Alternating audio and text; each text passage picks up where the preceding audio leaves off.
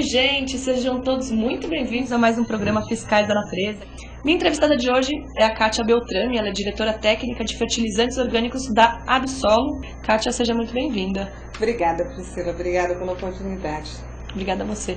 O que é a fertilização orgânica, Kátia? Fertilização orgânica, Priscila, é o ato de você colocar no solo um adubo de origem orgânica. Você não usa nenhum adubo de origem mineral, você só usa adubo de origem orgânica. Uhum. Qual é a vantagem? Os fertilizantes orgânicos, condicionadores de solos, enfim, os insumos orgânicos de base agrícola de base orgânica, eles promovem melhoria das características físicas do solo. Então, você vai ter uma melhor drenagem, você vai ter uma melhor aeração, você vai ter uma capacidade de retenção de nutrientes de importância nutricional maior também, com a ação da matéria orgânica. Você vai conseguir reter mais água, enfim. É todo um trabalho de fertilização e de manutenção dessa fertilidade dos solos. A gente consome muito agrotóxico. E aí nesse filme fala que, sei lá, acho que 5 litros por ano a gente consome de agrotóxico.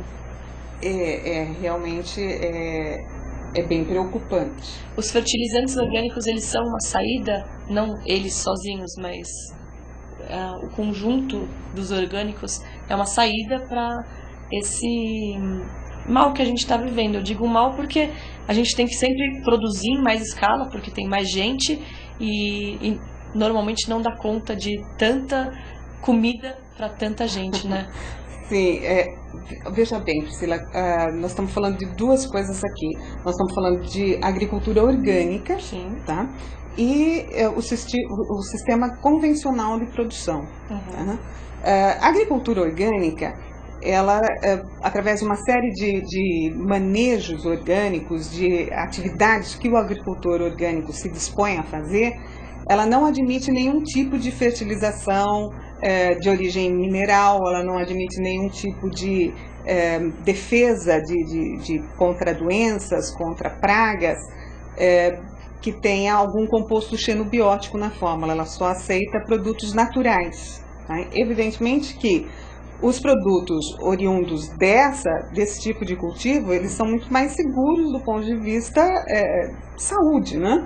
Desde que esse manejo também seja inteligente, claro. Né? Para que não ocorra contaminações biológicas, que são bastante importantes também. O sistema convencional de plantio, ele não se exime também da adubação orgânica. A adubação orgânica é um instrumento, é uma ferramenta muito importante dentro desse sistema de cultivo também, que seriam para grandes culturas, né? Produção de grãos, produção de frutas, enfim, de alimentos que precisam ser produzidos em alta escala.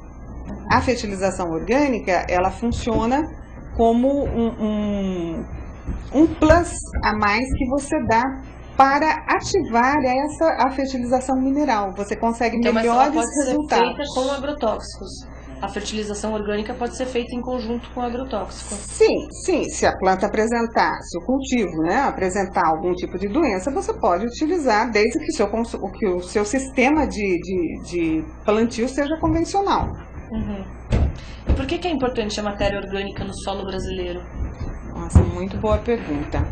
O solo brasileiro, ele é um solo submetido ao clima tropical, né? O nosso país é um país tropical. Isso significa que nós sofremos, os solos brasileiros estão expostos a altas temperaturas, uma intensidade muito grande de chuva, e essas condições, elas provocam uma degradação muito rápida da rocha de origem e que formam os solos. Bem, a matéria orgânica, ela funciona como uma proteção dessa agressão climática do solo. Então, ela vai não só atender aspectos nutricionais, mas também manter esse solo bem poroso, bem estruturado, para que, por exemplo, a erosão não leve embora esse solo. Uhum. Não é? O Roberto está perguntando aqui no chat como se faz a matéria orgânica em grande escala. Nossa, muito importante também. Meus internautas você precisa ver, eles são super antenados. Muito bem. Aí o Paulistano entrou aqui, um beijo pro Paulistano. Muito bem. Nós temos algumas fontes de matéria orgânica, como, por exemplo, os resíduos de agroindústria, que são muito importantes e são muito ricos em matéria orgânica, em nitrogênio, fósforo, potássio, cálcio, magnésio, em micronutrientes. Então, para que jogar fora essa matéria orgânica, né? Ou para que enterrar, ou para que queimar essa matéria orgânica? Então, essas agroindústrias, elas geram quantidades enormes de resíduos. E para que esses resíduos sejam utilizados como matéria-prima para a fabricação de um fertilizante orgânico, de um condicionador de solos, eles têm que ser submetidos a um processo chamado compostagem. Compostagem é a degradação aeróbica feita através de micro-organismos da matéria orgânica presente nesses resíduos. Evidentemente, existem vários fatores que devem ser ajustados e toda essa manipulação, todo esse manejo da compostagem tem que ser extremamente controlado, porque você vai ter um fertilizante de qualidade se o seu processo for bem conduzido. Então não pode faltar oxigênio, não pode faltar água, não pode faltar carbono, não pode faltar nitrogênio. Então existe sim grandes empresas fazendo compostagem em escala industrial. Para uma dona de casa fazer isso é mais complicado, então, porque ela tem que dona de casa ela tem que trabalhar, né? Inclusive aqui no Brasil acho que já está até vendendo, são composteiras, né? Caixinhas que você vai colocando o resto dos alimentos. Existem alguns alimentos que você não pode colocar, senão você vai ter que criar muito mau cheiro, né? Geralmente eles usam resíduos de origem vegetal, né? Para não dar um mau cheiro. Se colocar carne, né? Vai começar a criar um pouco de problema, os cítricos. Né? Também. Não pode colocar fezes do seu cachorrinho, então... né? Tem um manualzinho, né? Não é tão simples. A gente está falando, quando a gente fala em escala industrial, a gente está falando de 5.000 toneladas mês de resíduo, de 10.000 toneladas mês de resíduo, que entram numa linha de produção de compostagem para você poder ter o seu fertilizante ou o seu condicionador de solos no final. Mas esse minocário, essa compostagem residencial, ela não se preocupa tanto com o tanto de oxigênio, tanto de carbono, né? Não, porque daí é uma quantidade reduzida, né? Você tem uma matéria-prima que é livre de qualquer contaminação, você vai selecionar bem o que você vai colocar dentro da sua composteira e... você não precisa nem ter a minhoquinha, né? Se você der condições ideais para que os micro-organismos que já estão nesses restos de alimentos se proliferem, você vai ter no final de, acho que acredito, 30, 40 dias, um pozinho preto que é o fertilizante orgânico. O nome genérico é composto orgânico, tá? E que você vai poder usar tranquilamente no seu jardim, na sua hortinha, sem problema algum. De onde vêm os fertilizantes orgânicos? Como se faz? Os fertilizantes orgânicos, eles vêm de resíduos de outras atividades, tá? Dá exemplos pra mim. Então, por exemplo, você está lá cultivando... Vamos pegar o setor sucro-alcooleiro, que o Brasil é o maior produtor do mundo. Você tem aquelas plantações enormes de cana-de-açúcar. Essa cana-de-açúcar é levada para uma usina, ela é moída, ela é trabalhada e se gera ou açúcar ou álcool. Durante esse processo de fabricação do açúcar e álcool são gerados vários resíduos, como o bagaço de cana, a torta de filtro, as cinzas. São todos resíduos com potencial orgânico enorme, né? Porque é matéria orgânica pura, né? E não tem muita contaminação, porque vai vir da onde a contaminação daí? Onde vai ter a contaminação de chumbo? Hoje ninguém vai utilizar um agrotóxico que tenha esse tipo de metal pesado. um agrotóxico que tem uma substância persistente que não degrade nunca. Não tem como, comercialmente você não consegue fazer isso, né?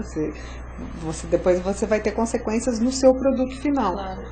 Então, se você pegar todos esses resíduos, misturar de tal forma que a mistura desses resíduos fique com umidade de 60%, a relação entre os átomos de carbono e nitrogênio em torno de 30:1, montar grandes leiras e revolver essas leiras periodicamente para oxigenar e fazer com que a degradação seja aeróbica, aí que a gente não gera o metano e nem o churume, você vai estar dando uma excelente destinação para esses resíduos e pode estar utilizando o fertilizante que você vai obter no final do processo, diminuindo o uso de fertilizante mineral.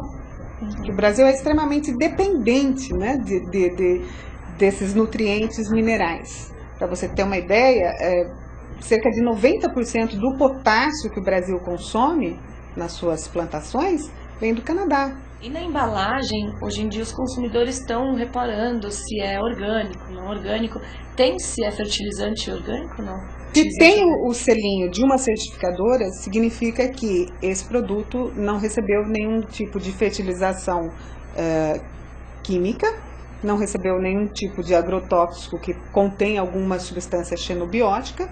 Se precisou de alguma interferência, se deu alguma praga, eles utilizaram produtos permitidos pela agricultura orgânica. Uma cauda bordaleza, não sei nem se hoje ainda pode usar cauda bordaleza. Enfim, tem uma série de produtos naturais que estimulam a planta a se defender. Tá? Então, realmente é um produto diferenciado e um pouquinho mais caro também, né? É um pouquinho mais caro. Tem lugares específicos que a gente pode achar hoje em dia em São Paulo. No site da Absolo existem esses lugares que a gente pode achar?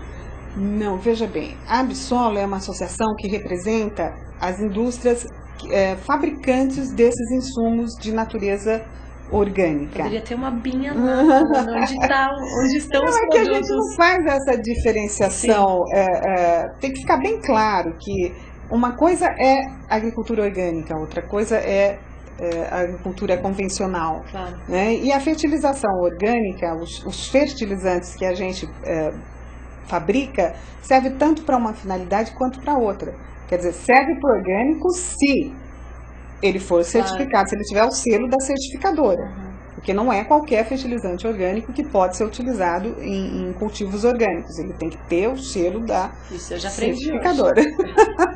Né? Mas, então não existe essa diferenciação para a gente que é fabricante. Na hora da fabricação do fertilizante orgânico, quais são os insumos que vocês... O que pode ser transformado em fertilizante orgânico? Tá. Então aí a gente tem uma gama enorme de resíduos com possibilidades um pouquinho, assim, pra gente entender, de serem utilizados, né? Qualquer resíduo que venha de uma agroindústria tem grandes possibilidades de ser uma fonte de matéria-prima alternativa. Então, bagaços, palhadas, alguns lodos de agroindústrias, de indústrias, têm características interessantes, quebras de produção, alimentos com validade vencida, enfim, uma série de... Qualquer resíduo orgânico que não apresente contaminação por metais pesados ou por substâncias orgânicas persistentes, pode ser utilizado como fonte de matéria-prima. E no site, o que a gente pode achar no site da Absolo? Na Absolo você vai encontrar as indústrias, as empresas que são associadas, que são indústrias que fabricam insumos de natureza agrícola, orgânica, e também fertilizantes foliares, fertilizantes que a gente chama de especialidades em nutrição de plantas, né? Então, para fertirrigação, para hidroponia, então, tem lá toda a relação das empresas associadas, tem o link para você ir no site de cada empresa, tem toda a legislação que envolve os setores que nós representamos, algumas notícias interessantes para você acompanhar a evolução desses insumos no mercado brasileiro. Quer deixar seu e-mail, o e-mail da Absolo, algum contato? É katia@absolo.com.br, Katia com K, ok?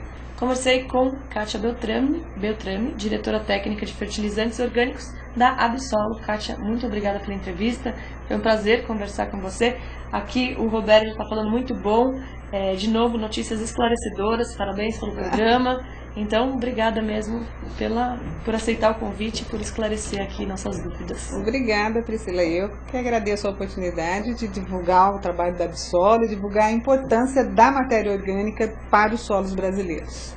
Continuem adubando com muita matéria orgânica, como diz Fernanda Montenegro, adubem bastante a vida.